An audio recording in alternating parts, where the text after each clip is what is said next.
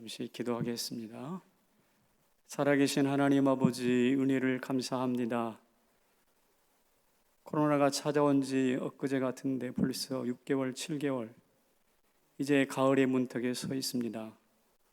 온 국민이 세계 전 열방이 눈물 가운데 진통하며 어려움을 겪던 때, 그럼에도 불구하고 태풍이 지나갔음에도 불구하고 눈물이 있었음에도 불구하고 여전히 가을의 문턱에 와 있습니다.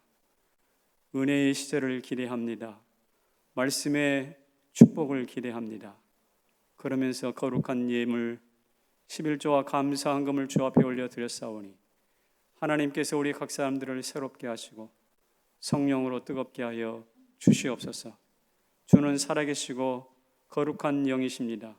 우리 예배를 받으시며 십자가 거룩한 능력으로 새롭게 하여 주시고 드리는 소문 예물마다 주여 저들의 곳간이 차고 넘치게 하여 주시옵소서. 자녀들은 다음 세대 차세대 일꾼으로 든든히 자라나게 하여 주옵시고 질병에 사로잡힌 자 은혜 베풀어 주시옵소서. 오늘도 여전히 우리 예배를 받으시고 우리를 새롭게 하시는 주 예수 그리스도의 이름으로 감사 축복하며 기도하옵나이다. 아멘. 할렐루야. 여러분 잘 계셨죠? 그간 참 보고 싶었습니다. 어쨌든 다시 만나게 돼서 얼마나 기쁜지 이 날을 대단히 많이 손꼽아 기다렸습니다. 제가 2달 동안 쉬었는데 여러분 기도 많이 해주셔서 감사하고요. 돌아보니까 2달 동안 태풍이 2개나 우리 사회를, 우리 삶을 강타했습니다. 그동안에 8.15 집회가 있어서 그 코로나가 막 전국으로 확장됐는데 그 주범이 교회로 확인돼가지고 현장 예배가 금지돼서 지금 오늘 이렇게 우리가 홍역을 치르고 있습니다. 아마 지난 연초부터 지금까지 태풍이나 코로나나 여러 경제 위기가 격동했던 혼란의 시기가 아니었나 생각합니다. 저 개인적으로도 쉬는 동안에 좀 책을 좀 열심히 읽어보겠다라는 생각을 붙들고 엎드렸었는데 목 디스크가 와가지고 한 달 정도 치료를 받으면서 좀 힘든 시간을 보냈습니다. 여러분들도 동일한 고통과 눈물을 어려운 시간들을 보냈을 거라고 생각하는데 가족이 소천을 했다거나 또 길 흉사가 있어서 많이 힘든 시간을 보내셨으리라고 생각합니다. 어쨌든 저는 지난 수개월 동안의 여정 중에 코로나와 태풍으로 인해서 경제 위기로 인해서 고통으로 인해서 어려움을 경험했지만 이런 우리 모든 일상 가운데 샬롬의 하나님, 하나님의 샬롬, 평강이 넘치시기를 진심으로 깊이 축복합니다.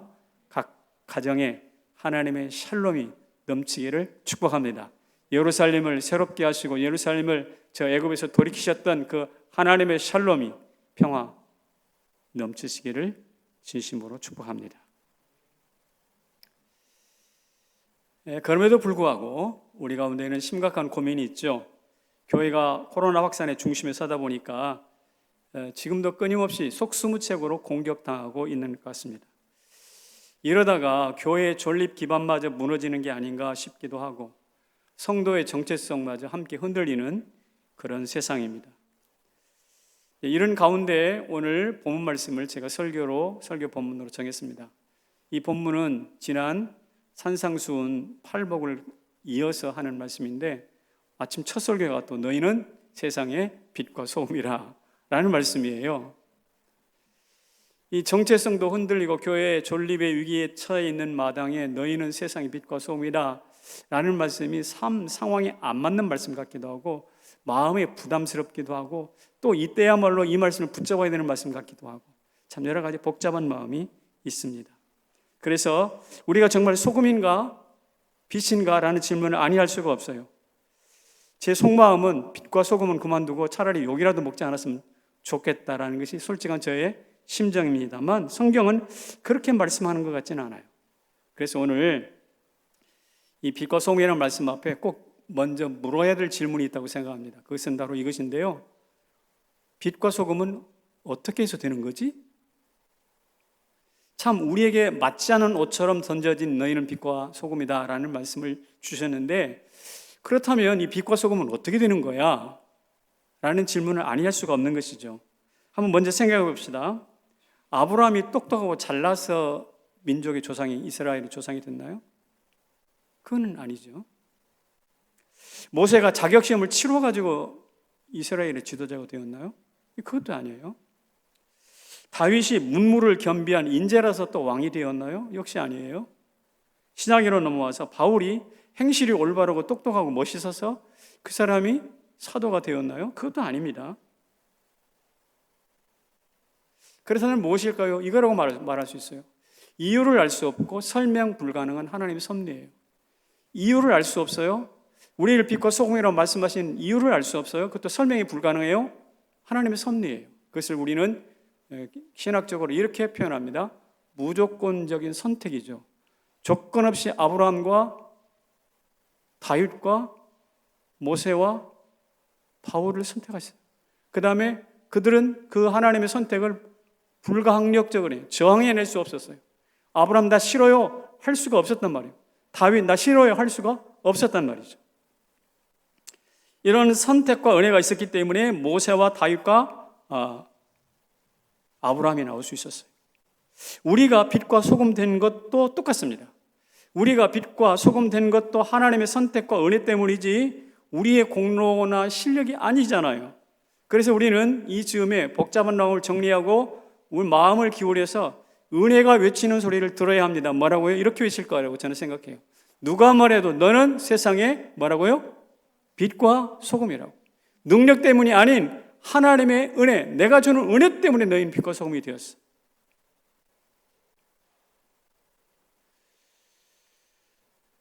교회가 성도가 손가락질 당하는 이 마당에 스스로를 빛과 소금이라고 되뇌는 것이 무슨 허풍 떠는 것 같은 느낌이 들지만 그러나 성경은 우리에게 그렇게 우리의 그 정서나 느낌에 의존해서 우리를 평가하도록 내어버려두지 않는다는 것이에요.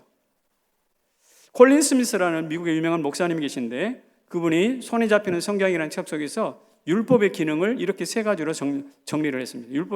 율법의 기능이 첫째는 뭐냐면 우리의 거울이 되어서 우리가 죄인인 것을 보여주고 있다라고 말합니다. 두 번째로는 율법이 초등교사, 몽학선생이라고 표현했죠. 몽학선생이 되어서 그리스도께로 우리를 안내한다라고 말합니다. 세 번째로는 율법이 성령과 동행하도록 날마다 촉진한다 그렇게 말했어요. 그렇습니다. 율법이 우리로 하여금 죄인인 것을 보여주고 그리스도께로 인도하고 성령과 동행하도록 촉진한다면 동일하게 신약에서 산상수훈, 예수님이 우리에게 주시는 새로운 율법으로서의 산상수훈인 빛과 소금이라는 말씀도 우리에게 거울이 되어서 내가 천국 백성인 것을 보여주시는 것이고 초등교사가 되어서 나를 예수님께 안내해 주시는 것이고 성령님과 동행하도록 날마다 촉진하는 말씀이 바로 너희는 빛과 소금이라는 말씀이에요. 그러니까 이것은 단순히 우리가 부담스럽고 나는 아닌데 라고 꽁무니를 빼면서 나는 빛과 소금 아니에요 난 못해요 라고 막 이렇게 우리의 능력과 정서에 기대 가지고 답변할 것이 아니라는 말이에요. 오히려 아브람처럼 모세처럼 다윗처럼 그리고 바울처럼 빛과 소금으로 살기를 갈망해. 넘어져도 괜찮아요. 실수해도 괜찮아요. 오히려 그들에게 주어진 이 민족의 지도자, 열방의 아비, 열국의 아비, 만일에게 준 복음의 빚진 자로서 복음을 전하는 사도로서의 그 정체성을 붙들고 끊임없이 씨름해야 합니다. 그들이 다 온전하지 않았어요. 그들이 똑똑하지 않았어요. 우리 역시 그렇게 외치고 우리의 하나님이 주시는 정체성을 다시 한번 확인할 수 있었으면 좋겠습니다. 그래서 우리 함께 한번 외쳐보는 거 어떨까요? 한번 이렇게 한번 해봅시다. 시작. 누가 뭐래도 난 세상의 빛이요 소금이다. 한번 스스로 되뇌어 보시기 바랍니다. 다 같이 시작. 누가 뭐래도 난 세상의 빛과 소금이다. 그렇습니다. 우리 행위 공론의 능력 때문에 던져지는 말씀이 아닙니다. 저는 분명히 선포합니다. 여러분의 손에 꼭 쥐고 있는 주민등록증은 언젠가 폐기될 때가 있지만 그러나 빛과 소금이라는 여러분의 현재 신분증은 천국까지 계속될 것이라고 저는 확신합니다.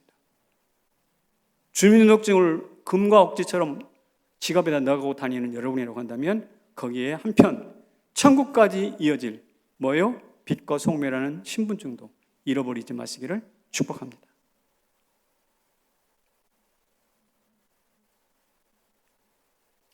그런데 빛과 소금은 그렇게 환영받지 못하는 것 같아요. 지금도 세상의 빛과 소금으로 살아가는 우리들이 박수받는 세상은 아닌 것 같습니다. 세상이 욕하고 핍박하고 핍박을 하더라도 성내지 마십시오. 부당하다고 입을 비죽이지 마시기 바랍니다. 시편 기자가 이렇게 이야기를 했어요.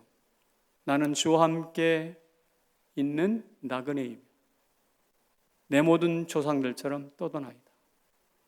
이 시편의 시인이 나는 나그네입니다. 조상들처럼 떠도는 사람입니다. 라고 말하고 있어요. 그러니까 빛과 소금이라는 정체성이 분명하지만 그러나 세상과 하나가 될 수 없는 나그네 떠돌이라는 신분도 명확하게 이해를 하고 있었던 것 같아요. 사도 요한이 이 생각을 이어받아서 요한일서에 이렇게 말하고 있습니다. 형제들아, 세상이 너희를 미워하여도 어떻게? 이상히 여기지 말아라. 돌이켜보면 기독교는 역사 속에서 항상 박수받은 적이 별로 없어요. 세상은 성도들이 피를 흘리고 천대당하며 빛과 소금으로 살아갈 때에야 드디어 슬며시 인정했을 뿐입니다. 기독교가 베푼 사랑은 받습니다. 그러나 잠시 실수를 할라치면 이빨을 보이며 욕하는 것이 세상의 속성이었어요. 네로 황제를 생각해 보세요. 로마 시가 불타고 있었습니다. 그때 백성들의 분노를 누구에게 전가시켰는가? 기독교인들이다. 저 기독교인들이 불질렀다. 그래서 그 대화자의 아픔과 눈물들을 기독교인들이 뒤집어 씌웠어요. 이런 것을 볼 때 우리는 성도들이 설 자리는 분명히 핍박과 멸시와 천대가 맞습니다. 요즘 코로나 때문에 열심히 언론 논조도 내가 유심하게 읽어보는데 기독교 욕합니다. 많이 욕합니다. 그럴 때 속에서 불이 나지만 속이 상하지만 그러나 떠도는 나그네라는 기독교의 정체성을 또 살펴보면 그리 한탄할 일도 아닌 것 같아요. 여러분, 예수님도 미움받아서 죽으셨잖아요. 시인도 지금 나그네여 떠들이라고 그러잖아요. 그런데 우리만은 칭찬받겠다? 우리만은 칭찬받겠다? 이것도 교만이라고 생각합니다. 세상을 모르는 무지이며 자신을 모르는 어리석음에 불과한 것이 아닐까 싶습니다. 그래서 오늘 우리는 이 세상과 우리 관계를 첫째, 나는 빛과 소금이고 세상과의 관계에서는 나그네요 떠돌이라는 사실, 이 두 가지를 든든히 가슴속에 딱 확립을 해야 합니다. 그래야 이제 드디어 우리 그리스도인으로서 세상을 어떻게 살아갈지가 눈에 보이기 시작합니다. 한번 읽어볼까요? 그렇게 살아갔던 사람 한 사람, 애굽의 소금 한 톨, 나그네지만 분명히 소금 한 톨로 들어갔던 사람이 있습니다. 누구죠? 요셉입니다. 자, 나그네요 떠돌이라는 사실을 분명히 가슴에 담고 그러면서도 세상에 소금과 빛이라는 이 소금 한 톨로 들어갔던 샘플이 있다고요. 그게 바로 누군가? 바로 애굽에 팔려갔던 요셉입니다. 보드발의 집에서 종살이하고 있지 않습니까? 그럴 때 주인 마님이 요셉을 유혹합니다. 놀라서 옷을 벗고 도망쳤습니다. 화가 난 부인 남편에게 일렀지요. 여보, 저놈이 날 욕보이려고 했어. 남편은 그를 감옥으로 집어넣습니다. 부인이 소리칩니다. 왜 죽이지 않죠? 여보, 왜 당신은 저자를 죽이지 않죠? 나를 겁탈하려고 하던 저 종놈을 왜 죽이지 않는? 그렇게 중요하오? 여기서 던져놓고 간 옷도 있는데, 이 증거도 있는데 왜 죽이지 않는 거야? 라고 소리쳤겠죠. 그때 남편이 정색하며 말을 합니다. 나는 여태 요셉이 거짓말한 것을 한 번도 본 적이 없어. 나는 오히려 당신을 의심하고 싶어. 당신이 먼저 의심했지? 그리고 뺨을 후려치는 장면이 있습니다. 이것은 성경 동화를 드라마로 만들어서 보냈던 기독 방송에서 방송되었던 스토리 내용입니다. 거기에는 성경이 침묵하고 있는 보디발의 속내가 나와요. 무슨 말이냐면 당신은 내가 살아봐서 아는 여자야. 저 요셉은 내가 겪어봐서 아는 남자야. 종이야. 그러나 내가 함께 살아온 당신과 겪어본 당신을 보건대 나는 요셉이 거짓말했다고 생각하지 않아. 당신을 겁달했다고 생각하지 않아. 자, 이 이야기인데요. 한마디로 말하면 이것은 바로 무엇이냐면 소금 한 톨로 애굽에 들어갔던 요셉의 가치가 무엇인지를 명확하게 알아요. 사실 그렇잖아요. 자기 안에 살아보면 알잖아요. 그의 행실과 가치 판단이 어떤 존재인지. 누가 썩었고 누가 소금인지 안다는 말이에요. 보디발이. 그래서 안 죽이고 감옥에 일단 넣어놓은 것입니다. 그런데 이 소금 한 톨 때문에 요셉 가문에 있는 요셉 때문에 보디발의 가문이 정화됩니다. 그리고 애굽 안에는 양식 걱정 없는 나라가 되는 것이죠. 이게 소금 한 톨로 애굽에 들어갔던 요셉의 가치입니다. 대단한 거죠. 그래서 어느 소금 연구가가 이런 말을 했더라고요. 한번 읽어볼까요? 시작. 소금을 먹는 것은 내 안에 태양과 바다, 땅과 바람을 맞아들이는 것이다. 조그마한 소금 한 톨을 입에 넣잖아요. 그러면 무엇을 맞아들이는 것이라고요? 태양과 바다와 땅과 그 안에 불어오는 바람을 맞아들이는 것이다. 이 태양과 바다와 땅과 바람이 서로 어울려서 소금 한 톨을 만들었다는 뜻이잖아요.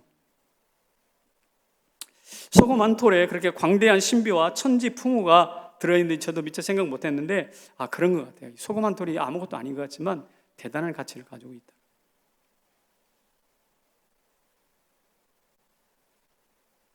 그러고 보니까 이제 우리가 소금이라고 말씀하신 우리가 좀 소중해지는 것입니다.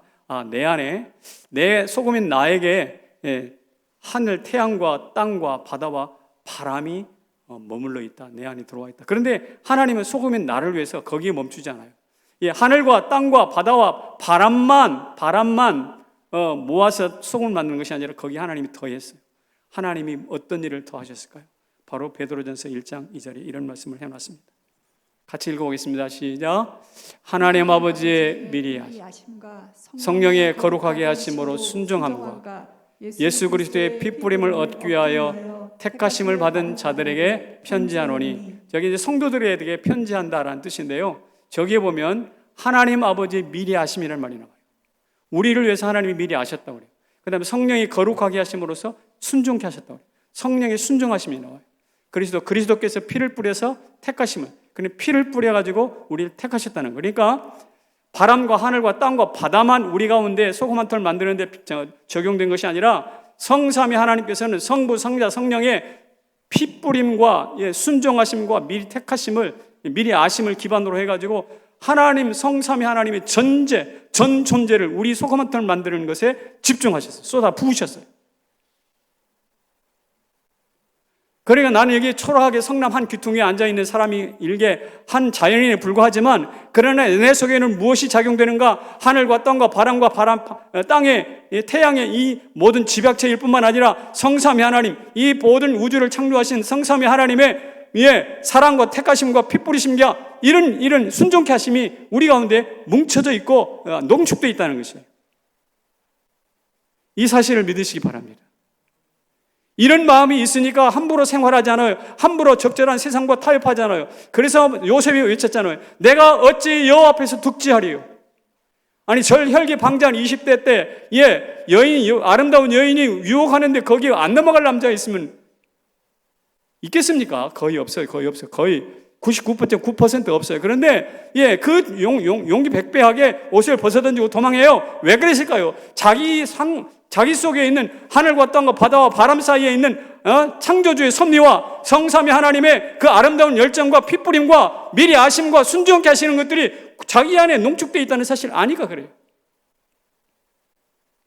오늘 저와 여러분도 여기에 그냥 일상적으로 부르심에 따라 습관을 따라서 와서 앉아 있는 것이 아니라 태양과 바람과 이 땅의 지력을 모아가지고 내 가슴에 담고 있을 뿐만 아니라 이 우주를 만드신 하나님의 택하심 성삼위 하나님의 전부 그분의 고혈이 내 속에 농축되어 있음을 다시 한번 알고 헤프게 살지 않으면 안 돼요.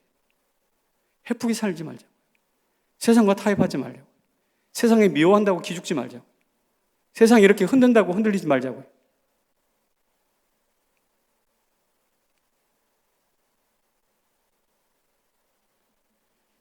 (2차) 대전 때 히틀러 치하에서 고생했던 헬뮤트 틸리케라는 목사님이 있습니다. 유명한 목사님 계신데 그분이 이 본문 말씀을 설교하면서 이렇게 말한 적이 소금에 대해서 이렇게 말한 적이 있어요.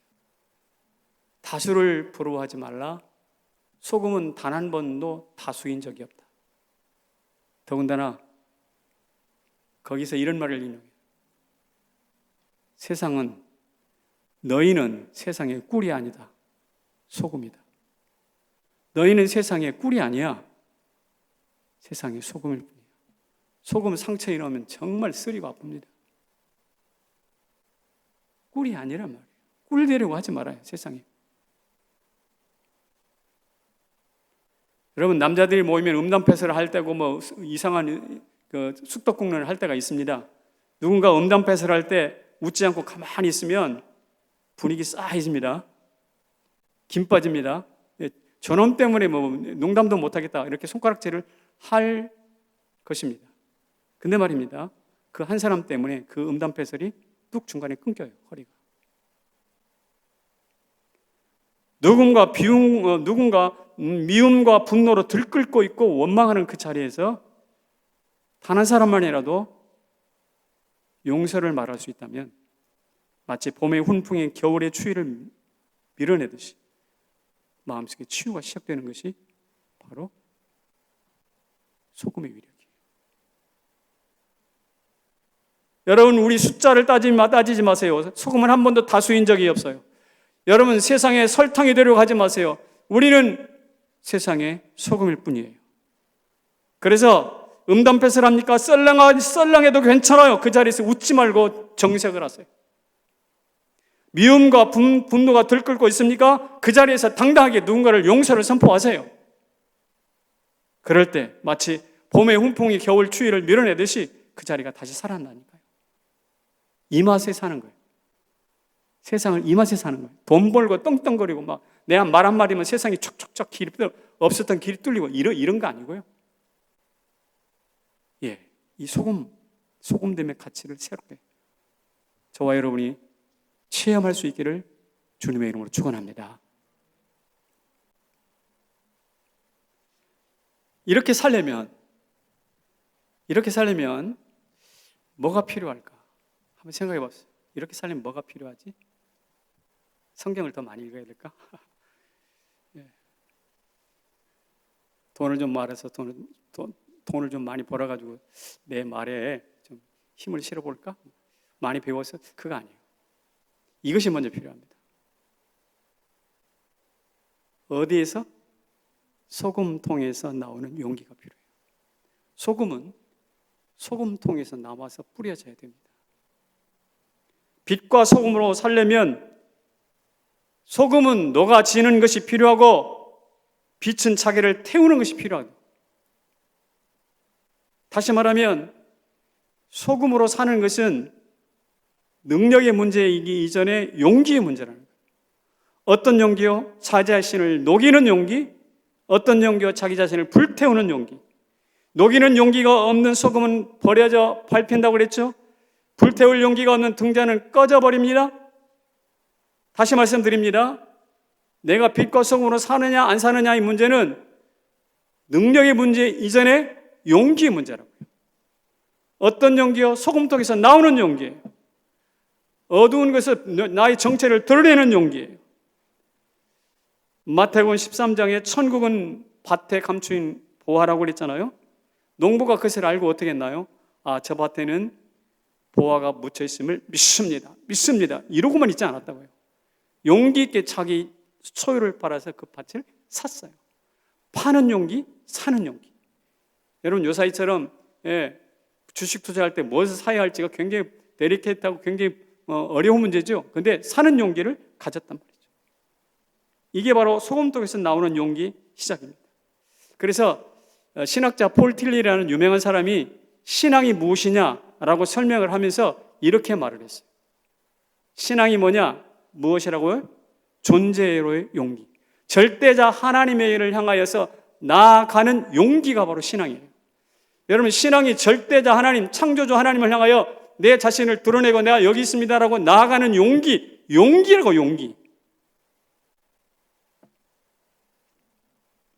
그런 것처럼 오늘 우리들은 무엇이냐? 소금통에서 나오는 용기가 필요한 것이죠.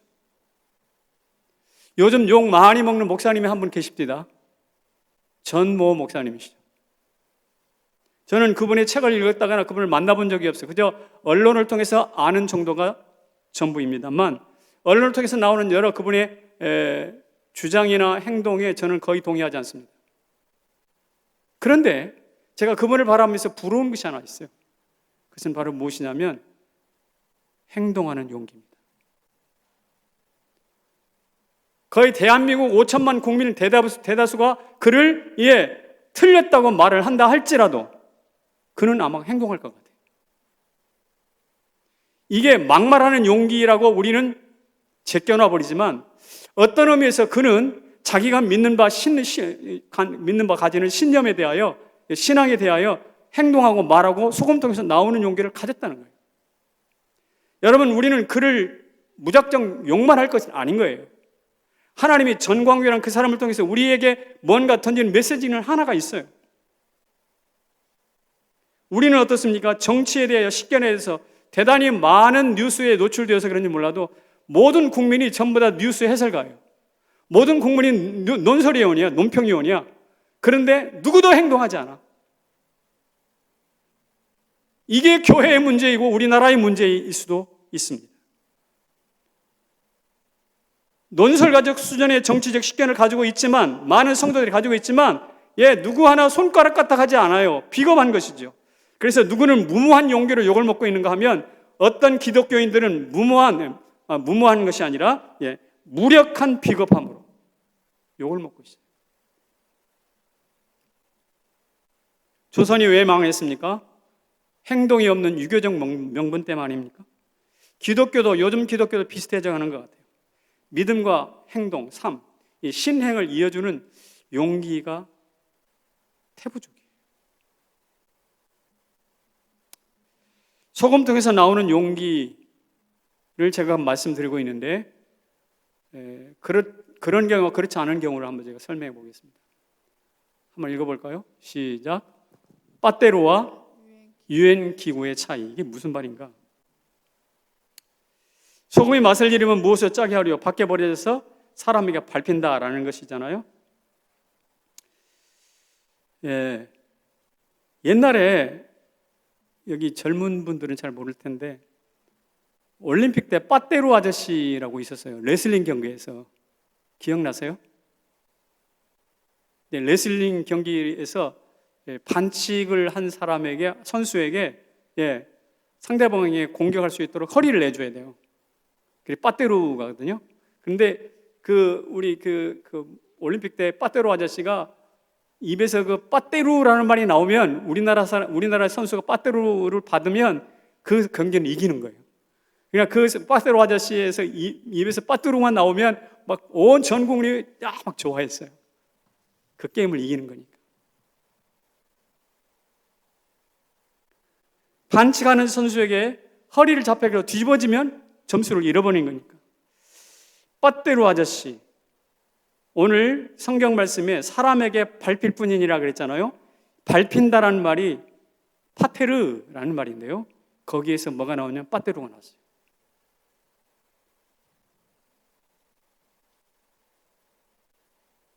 저는 생각해 보았습니다.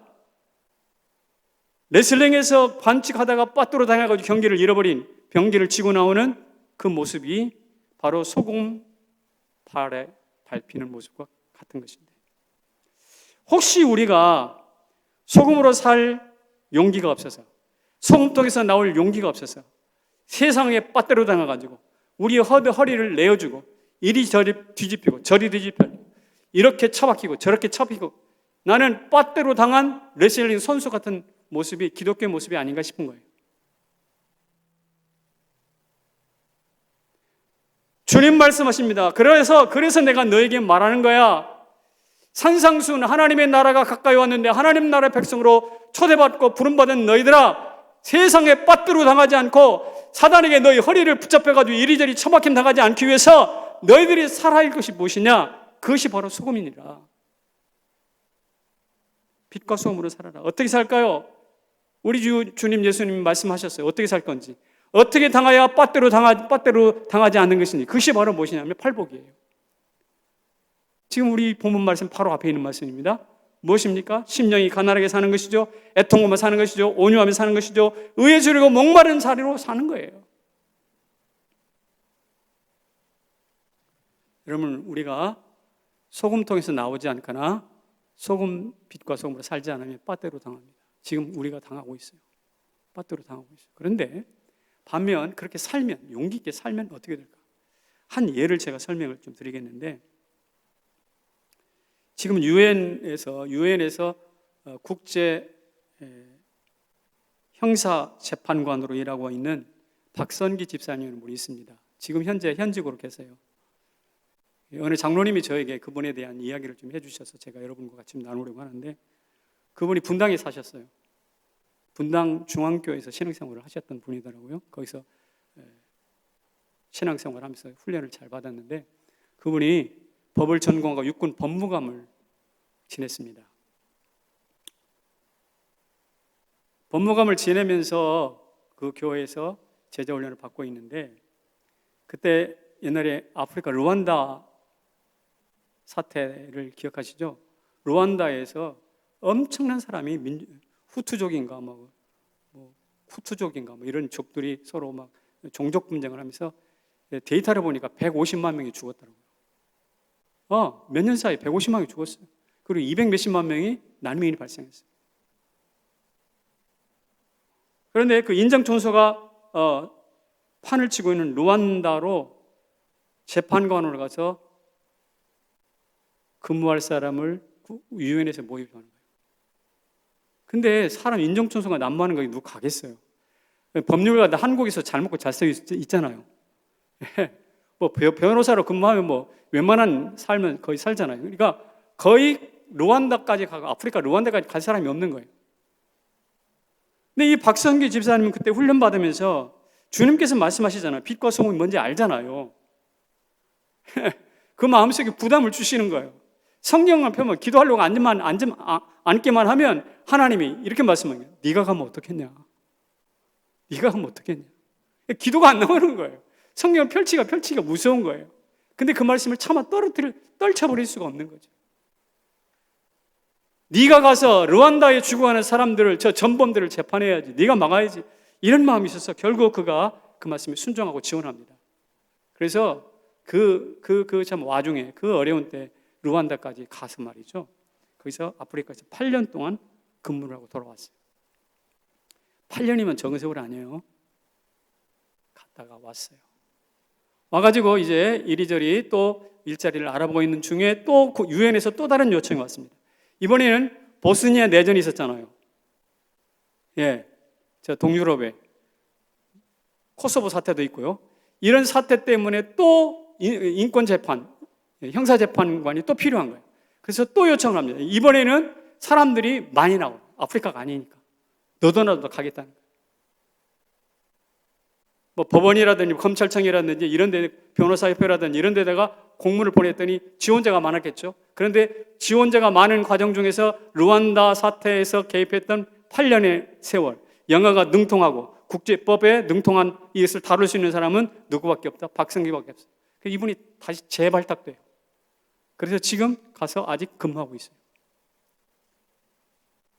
공식 명칭이 뭐냐면 국제형사재판관이에요. 형사재판관.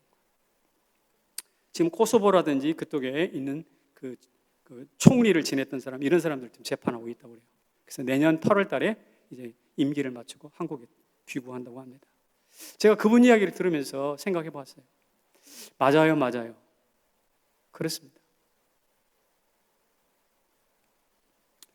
그분이 루안다 가기 싫어서 뒤로 꽁무니를 뺐다면, 소금통에서 나오기를 싫어했다면, 법률가가 가지고 이미 누리고 있는 기득권을 누리는데 집착했다면, 그는 오늘날의 국제형사재판관 박성기는 없어요.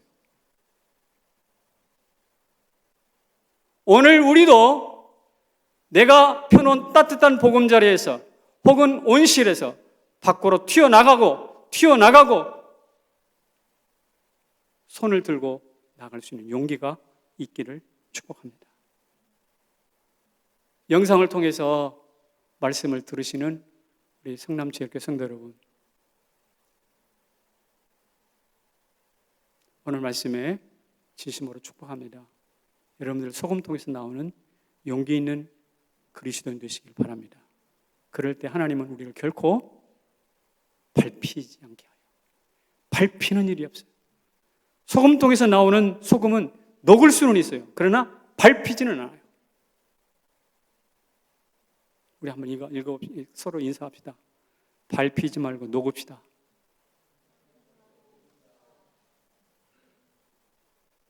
사실 겁나는 이야기죠.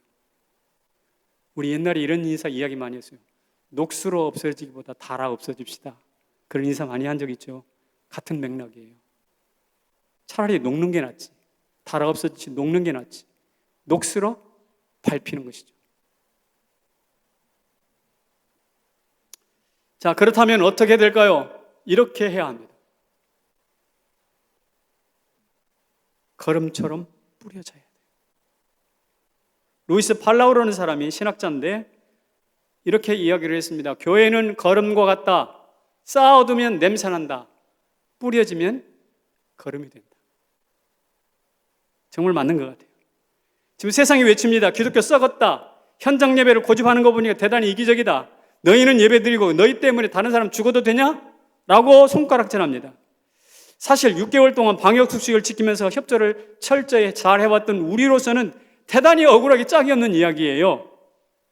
하지만 교회, 우리 지체인 교회가 그 빌미를 제공한 것도 사실인 것 같아요. 따라서 구차하게 이렇게 저렇게 이렇게 변명하지 말고 우리를 썩은 걸음 취급하는 세상을 원망하지 말고 단 하나 어떻게 해요? 걸음처럼 뿌려지는 거예요. 냄새나는 부패가 아니라 뿌려져서 유익한 발효를 택하면 됩니다. 부패하는 것과 발효하는 것은 다르잖아요. 세상에 이런저런 양분을 공급하는 것이죠. 그래서 어떻게 뿌려질까 한번 제가 생각해 봤어요. 첫째는 이것입니다. 방역 지침 잘 지킵시다.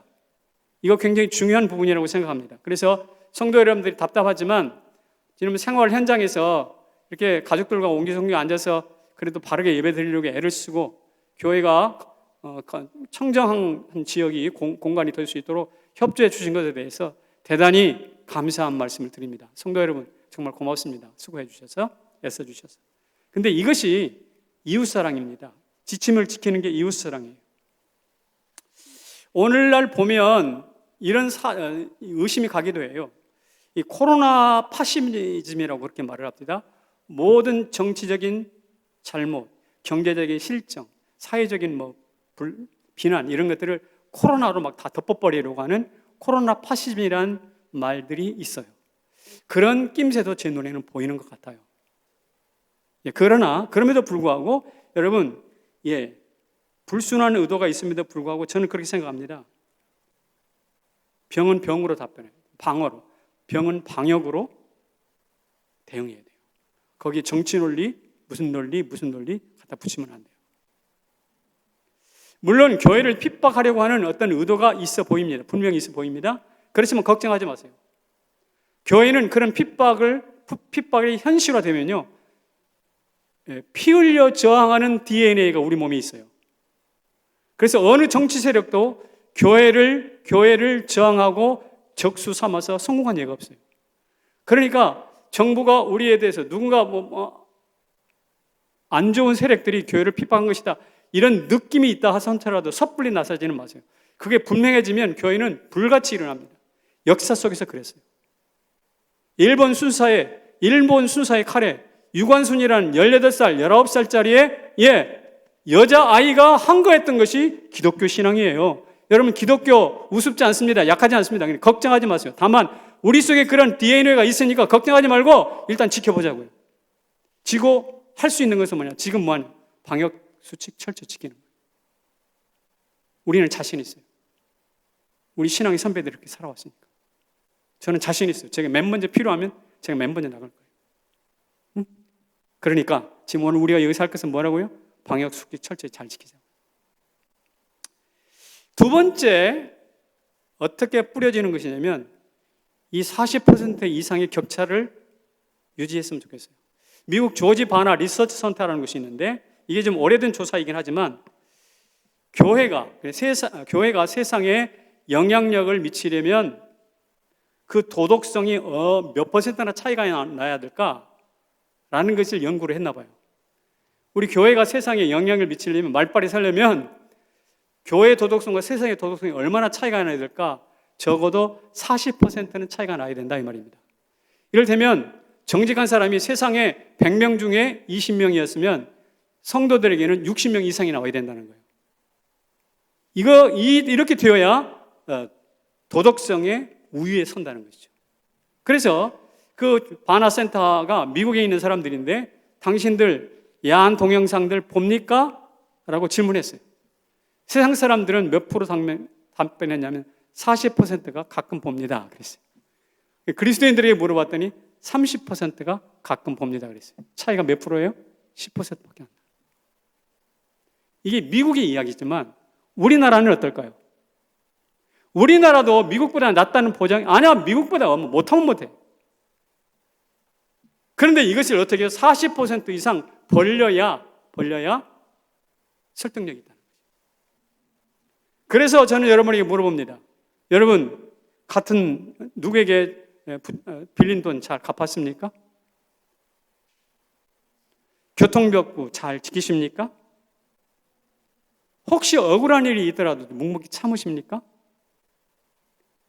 요새 집값이 올라가는데 여러분 마음속에 속이 분노가 치밀어 오르십니까? 25평 키워가지고 30평짜리 만드는 것이 여러분의 인생의 목표가 아닌 한 그렇게 화날 일은 아닌 것 같아요. 어쨌든 이런 일상에 우리가 세상과 똑같이 반응한다면 우리는 40%의 도덕성을 유지하지 못한다는 증거예요. 이 아파트 하나에 5억이다, 6억이다, 10억이다, 20억이다 액면가로 붙어 있는 거죠. 액면가로 붙어 있는 그 숫자 노름에 여러분들 화내지 마시라고요. 만약에 여기에 지금 실제적으로 그것 때문에 열불 나면 여러분들은 세속적 가치와 크게 차이가 없는 사람이라는 거예요, 그게. 의분이 있는 것이요. 경제적인 실책에 대해서, 정부 경제적인 실책에 대해서 잘못된 것을 분노하는 것은 내가 이해는 하지만은, 그러나 그것이 또 다른 한편으로 우리에게 가르치는 게 뭐냐면 도덕성에 있어서 큰 차이가 없다. 세상 사람들이 분노하는 것이 아니라 우리가 분노하는 건 다 줄거리가 같아. 이래서는 40%에 불가능한 것이죠.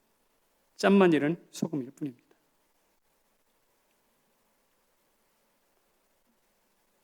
축복합니다. 다른 사람들은 모르겠지만 저는 성남제일교회 모든 성도들이 세상 사람들의 도덕성보다 40% 이상 탁월성을 가질 수 있기를 축복합니다. 그렇게 될 때 우리는요, 소금입니다. 빛입니다.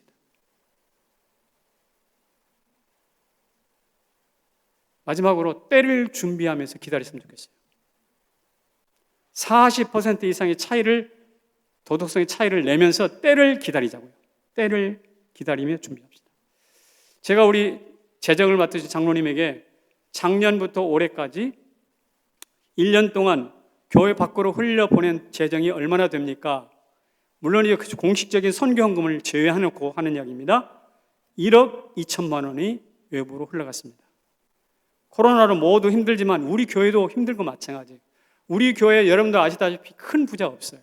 다 작은 개미들입니다. 소위 말하는 개미들인데 열심히 일해서 벌어먹고 사는 이 참 초건 목표하는 것은 아니지만 성실한 근로자들 집단들인데, 여러분 이런 교회에서 1억 2천만 원을 세상으로 흘려보냈다는 것은 대단히 큰 주목할 만한 사건이에요. 왜 이렇게 했습니까? 빛과 소금이기 때문에 이렇게 하는 것이죠. 방역을 위해서 시청에 중앙동에 현금과 물품을 흘려보냈고, 태풍으로 무너졌던 경남 예천교회에도 재정을 보냈고, 남아공에 특별한 선교 헌금을 보냈고, 미자립교회 지원은 물론이거니와 총신대학원이라든지 파키스탄이라든지 이 중동 아래에 있는 여러 연약한 가정들, 예수를 믿든 믿지 않든 가정들, 이 가정들에게 정기적으로 보내는 재정 후원들이 있단 말이에요. 이것을 다 모아보니까 1억 2천만 원이에요.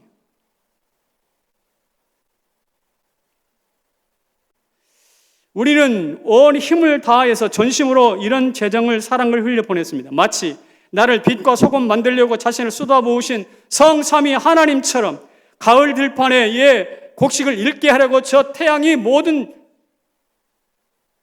뜨거운 햇빛을 쏟아붓듯이 우리도 하나님이, 성삼위 하나님이 피를 쏟아붓듯이, 저 태양이 햇빛을 쏟아붓듯이 우리도 지난 1년 동안 우리의 정성과 사랑을 쏟아부었습니다.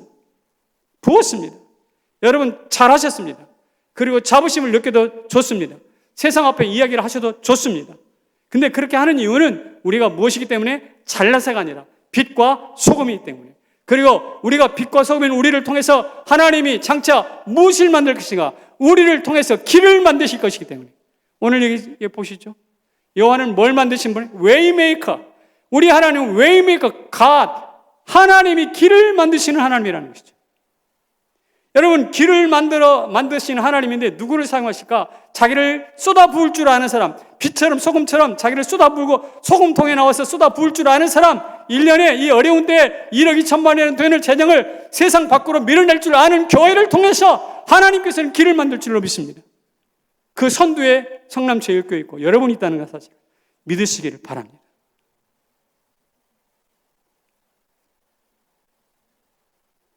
이런 생각을 공유하면서, 온 성도들이 공유하면서 우리 함께 준비합시다. 뭘 준비하는가? 이제 예배가 정상화되는 날 교회로 돌아가 뜨겁게 최고의 예배를 드리기를 준비하자고요. 가정에 앉아서 예배 드리는 것 좋은 예배입니다. 훌륭한 예배입니다. 그러나 또 성전에서 나와서 구름대처럼 나와서 마치 이스라엘 백성들이 저 바벨론으로 포로가 잡혔다가 다시 예루살렘으로 돌아올 때 이 고레스라는 왕의 그 해방 명령을 받고 돌아와서 얼마나 감격 중에 예배했습니까? 그날이 우리 앞에도 찾아온다고. 그날을 준비하자고요. 와가지고 여전히 와가지고 졸지 말고, 여전히 와가지고 그냥 옛날처럼 똑같이 드리지 말고 그날을 기대하고 그날을 갈망하면서 준비하자고요.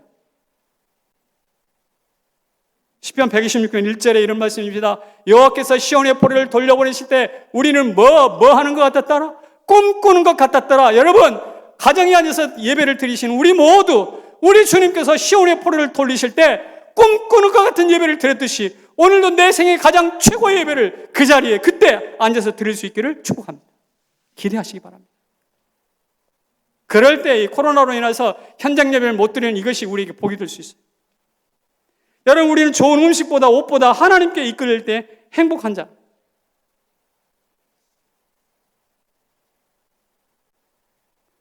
여러분, 예배가 정상화될 때 사랑하는 성도들이 막 성경책 들고 구름대처럼 우리 이 중동 땅을 밟는 모습을 보면 세상 사람들이 뭐라고 그럴까요? 와, 저 교회는 뭔가 다르네. 못 말려. 저 교회는 뭘 달라. 세상에 놀랄 거라고. 그리고 직무를 다하면서 기다립시다. 말씀 루터 때에도 역병이 있었습니다. 패스트가 있었어요. 종교계 그 시대에도 질병이 다 사라지지 않았어요. 그때 루터가 했던 말이, 유명한 말이 있습니다. 역병이 우리의 임무를 무너뜨리지 못한다. 의사는 병원을 버릴 수 없고 관리인은 임지를 떠날 수 없고 목사는 회중을 버릴 수 없다. 역병은 우리에게 거룩한 죽음을 준비시킬 뿐이다. 루터가 말이죠. 카톨릭하고만 싸운 게 아니에요. 뭐하고도 싸웠느냐? 역병하고도 싸웠어요. 그러면서 하는 말이 뭐냐면 많은 사람들이 피난 갔잖아요. 그때 루터는 자기 자리를 지켰어요. 이 말은 무슨 말이냐?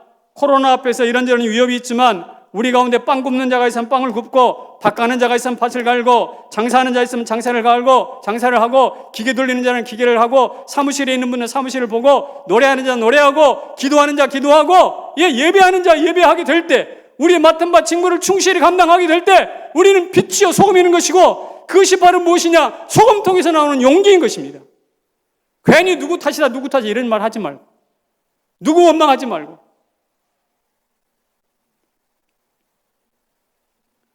기독교의 발흥이라는 책을 로드니 스타크라는 사람이 있는데 그가 했던 말을 여러분에게 전하면서 설교를 마치려고 합니다. 교회는 핍박당할수록 강해졌고 질병을 만날수록 더욱 부흥했다. 근데 그 뒷말이 더 중요해요. 왜 그러냐면 교회 안에는 세상에 없는 긍휼체계와 천국에서 들려오는 응원가가 있기 때문이다. 여러분, 우리는 긍휼체계를 통해서 1억 2천을 내어 보냈습니다. 그것만 있는 게 아니에요. 우리를 향해서 어디 천국에서 뭐가 들려와? 응원가. 빛과 소금인 성남주교 성도들아, 너희 잘하고 있어. 너희 잘하고 있어. 천군 천사들이 우리 응원합니다. 이 소리가 들리십니까? 들으시기를 바랍니다. 자리에서 일어나세요.